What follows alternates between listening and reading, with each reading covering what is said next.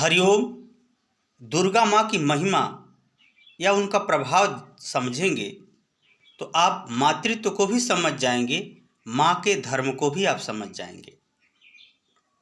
इस संसार में कहा जाता है शक्ति का नाम ही नारी है। दूसरी तरफ अगर हम बात करें भगवान कृष्ण की, तो भगवान कृष्ण ने ये कहा था, योग्यता तो तब सिद्ध होती है जब शत्रु प्रशंसा करने लगे। तो आइए माता दुर्गा से हम लोग संदेश रूप उनके व्यवहारों से अपने समाज में मातृत्व का या स्वयं के विषय में मातृत्व के भाव विचार कर्म का मूल्यांकन कर सकते हैं। दुर्गा माँ दुष्टों का दमन करती हैं। दुर्गा माँ दुर्गति को दूर करती हैं। दुर्गा माँ बुराई को दूर करती हैं।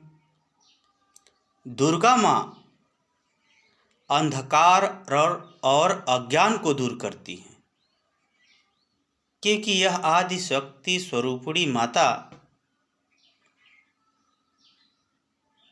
इन सब अभावों को दूर करके ही पूजनीय होती हैं।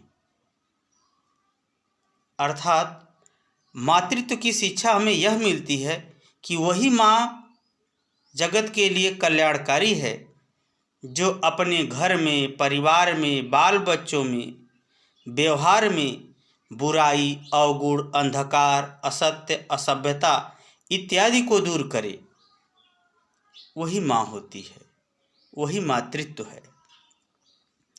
याद रखिए, जैसे जैसे आप आगे बढ़ेंगे वैसे वैसे चुनौतियाँ भी ज़्यादा मिलेंगी और उपलब्धियाँ भी ज़्यादा मिलेंगी।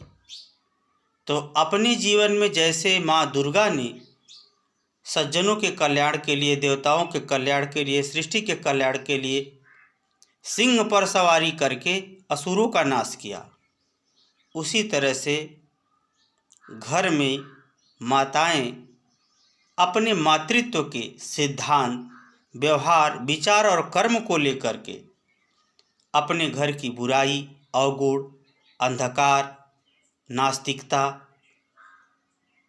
अवगुण, असत्य, असभ्यता इत्यादि को दूर करेंगी। तभी जो है उनका घर स्वर्ग बनेगा, सुख शांति भरा बनेगा। वास्तव में महिलाओं का कार्य क्षेत्र जब घर होगा तभी आपको सुख शांति समृद्धि मिलेगी। धन कमा करके विदेशी तो सुख नहीं पा सके, सिर्फ धन ही पाए। भारत में जो अपना परिवार का कल्याण चाहते हैं, महिलाओं को शिक्षित जरूर करें।